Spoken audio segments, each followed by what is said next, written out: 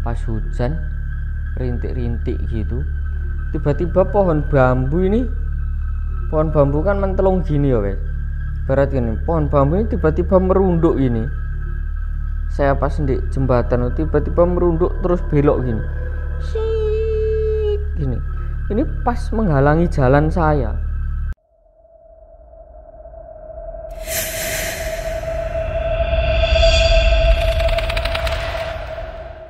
Oke, berjumpa lagi dengan saya guys di channel Rasa Misteri, di mana ada rasa memiliki misteri sendiri, di mana ada misteri memiliki rasa tersendiri.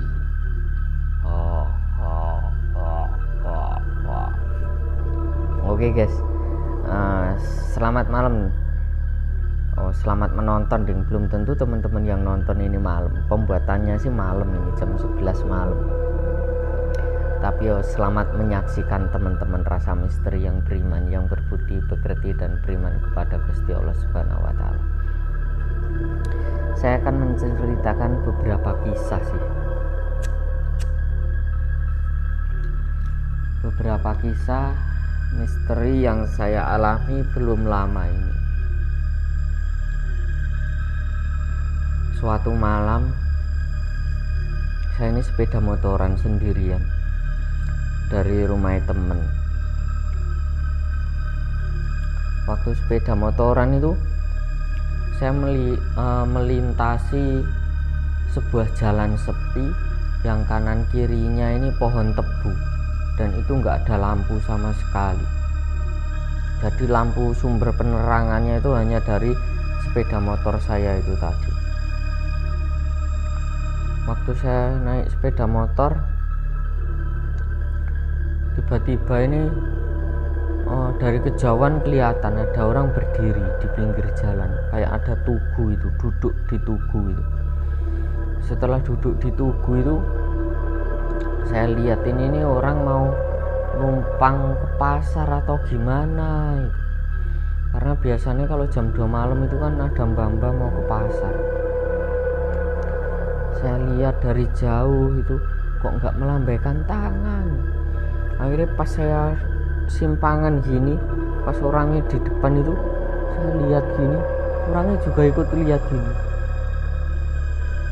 Nah, waktu itu saya melihat itu wajahnya itu sangat pucat sekali.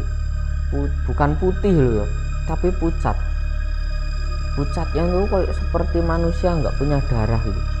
Jadi benar-benar pucat, kering itu, dan di sininya ini kelopaknya matanya ini hitam. Dan saya bisa melihat seakan-akan ini saya melihat di depan mukanya si mbah-mbah ini tadi, mbah laki-laki sih saya melihatnya, mbah kakung ini tadi. Seakan-akan saya ini bertatap muka dengan wajahnya ini, karena saya bisa melihat dengan jelas bentuk wajahnya itu. Akhirnya saya ini nggak nyangka kalau itu hantu.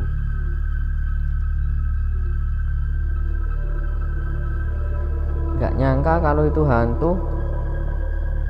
Dari kejauhan tak lihat dari spion loh, kok masih ada itu. Saya penasaran, ini tadi hantu apa bukan gitu. Tak lihat dari spion lagi, wis nggak kelihatan, wis hitam kan karena nggak ada penerangan ya. Saking saya penasaran, saya puter balik itu wis nggak ada orang sama sekali di situ. Akhirnya waktu saya puter balik melintasi mbah-mbah ini tadi, niat hati itu saya itu mau tanya, mbah sampean mau kemana, tak anterin gitu loh. Kalau memang mau ke pasar itu tak anterin ke pasar. Akhirnya si mbah-mbah ini tadi wis nggak ada. Saya di situ kaget mak, jantungnya duk gitu,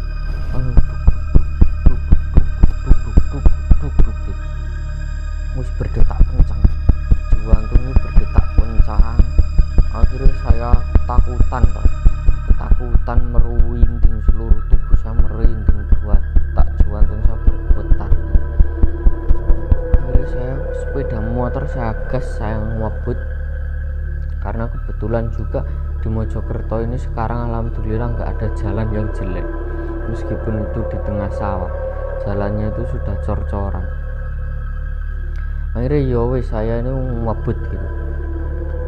Ngebut itu di sepanjang perjalanan ini saya mengangan-angan, ini tadi setan beneran apa mbah pas saya kesana orangnya wis pergi atau gimana. Akhirnya nggak saya hiraukan, tak tinggalkan gitu aja.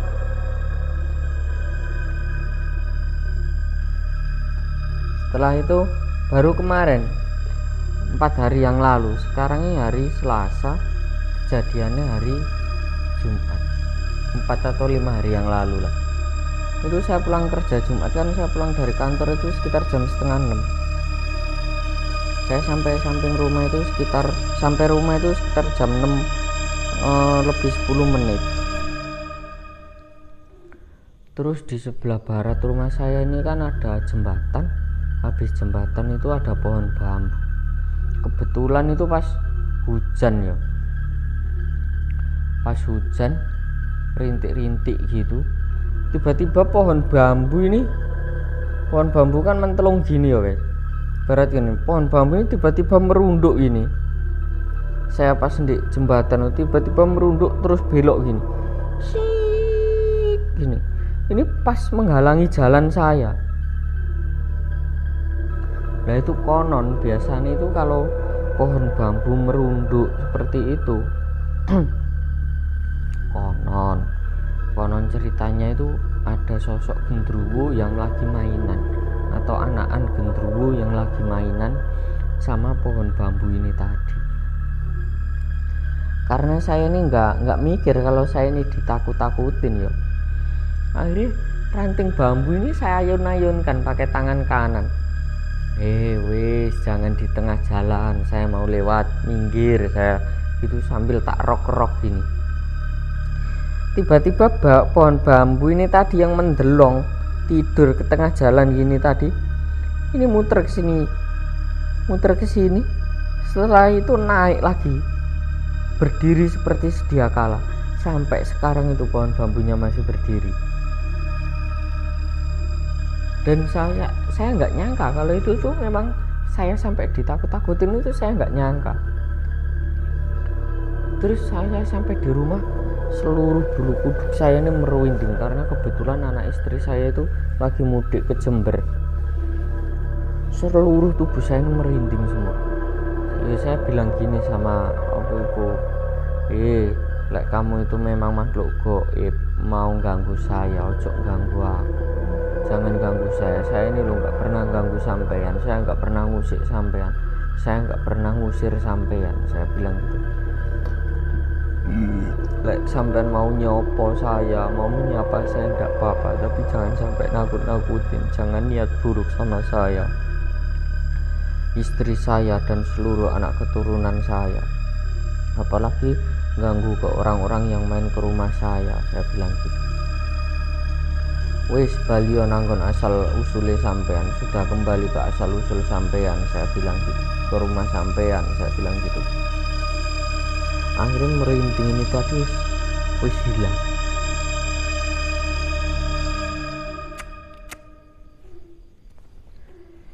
Merinding tadi ini hilang, terus tiba-tiba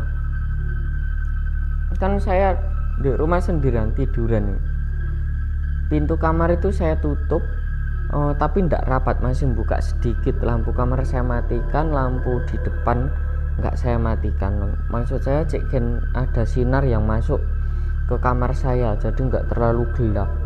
Saya sambil mainan HP, tiba-tiba pintu ini dok gitu. Iki sopo tulinan pintu, wong anakku nggak ada di rumah, bilang gitu. Terus nggak saya hiraukan, saya tutup lagi, lebih rapat lagi. Tiba-tiba di dapur itu saya kedengeran suara piring jatuh. Suaranya itu sangat-sangat nyata. Piring jatuh itu kelempar lalu pecah. Saya kaget, saya langsung keluar, saya nyari piring jatuh. ternyata tidak ada piring jatuh. Padahal kedengarannya itu saya di dalam rumah saya, suara piring itu, karena saya dengernya itu dengan jelas. Saya kira kucing. Saya cari nggak ada. Terus saya balik ke kamar lagi sambil nonton video ini, streaming dari YouTube, lihat apa itu short video itu. Pintu ini kembali dok, terus kembali lagi, buka lagi, nutup lagi, dok. Doknya ini natap kusennya itu guys. Terus saya jawab gini, sampean lek memang yang gerakin pintuku ini sejenis makhluk goib, sampean ojo buka nutup gitu tok. Kamu tutup yang banter itu, pintu itu, bantingan pintu itu, saya bilang gitu. Saya sambil nonton video ini tadi. Tiba-tiba sing pintu ini sebetulnya jaraknya ini sama kusennya itu sekitar 5 cm, 5 sampai 10 cm lah, sejengkal ini nggak ada buka itu. Tiba-tiba buka gitu, kreket gitu, buka setengah. Buka setengah ini langsung dibanting pintu saya, langsung nutup, dar. Saya langsung kaget, saya langsung berdiri, saya nyari yang apa itu yang nutup itu tadi, tak cariin loh, kok nggak ada, siapa ini tadi. Akhirnya saya jawab, ini wis bangsa goib, ojo nggoda aku, jangan goda saya, wis kamu pergi yo. Saya bilang gitu loh.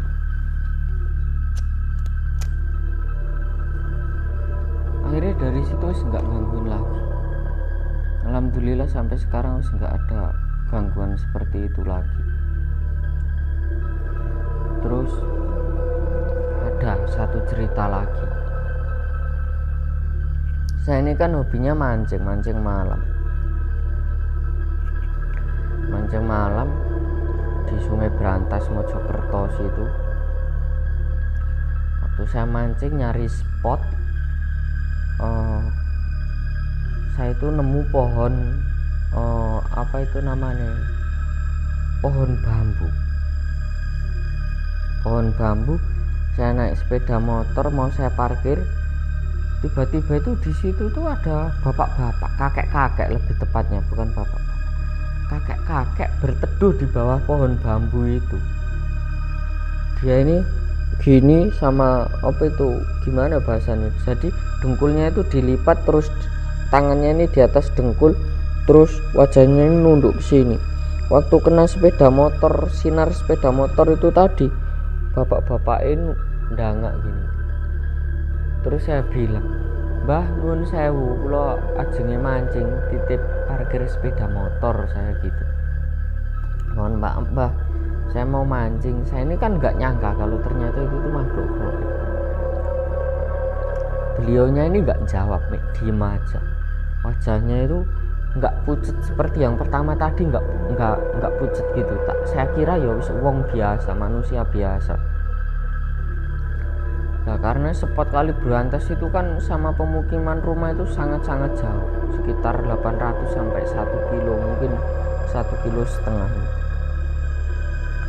Itu waktu saya jagang sepeda, ya kan, kalau sepeda motor Scoopy itu ketika standarnya yang satu itu kita turunkan, mesin kan mati tapi lampu kan masih nyala. Nah, ketika apa itu namanya, mesin mati lampu nyala, otomatis kunci ini saya matikan. Maksud saya ini mau ngasih rokok ke mbahnya itu, mau tak ajak ngobrol, karena saya nggak ngeh kalau itu tuh ternyata hantu. Terus tiba-tiba baru saya mau ngasihkan rokok, mbah-mbahnya itu nggak ada di tempat itu. Saya kaget, loh, berarti setan ini tadi, saya bilang gitu. Oh, ini setan ini. Wis nggak aman ini mancing di sini, pindah spot aja. Saya akhirnya pindah spot. Pindah spot itu langsung saya pas mancing tuh langsung dapat ikan baung besar, beratnya itu sekitar 3,5 kg. Jadi waktu saya ngelempar ke spot lain, saya ngelempar umpan, belum ada 5 menit langsung pancing saya ini menjerit-jerit trailnya ini sampai muni krik krik krik krik krik krik gitu ya, kelintingnya kelintingnya itu menjerit-jerit ditarik ikan itu tadi ya, barokahnya diliatin makhluk goib guys, mancing langsung dapat ikan bau besar. Jadi ndak tahu itu mitos atau ndak, tapi saya aneh ya, saya wis ngalami itu. Jadi mungkin cerita saya cukup sekian dari saya. Semoga teman-teman semua terhibur dengan kisah-kisah yang saya sajikan. Kalaupun ada saran sama kritik dari teman-teman bisa di-share, mungkin dari pembawaannya gimana atau dari alurnya. Pokoknya kritik, saran, masukan, komen dari teman-teman rasa misteri yang beriman ini sangat-sangat berarti buat kemajuan video-video rasa misteri selanjutnya. Oke, cukup sekian, selamat malam dan sampai berjumpa lagi. Berikutnya ada Mbah Saidi, rasa misteri.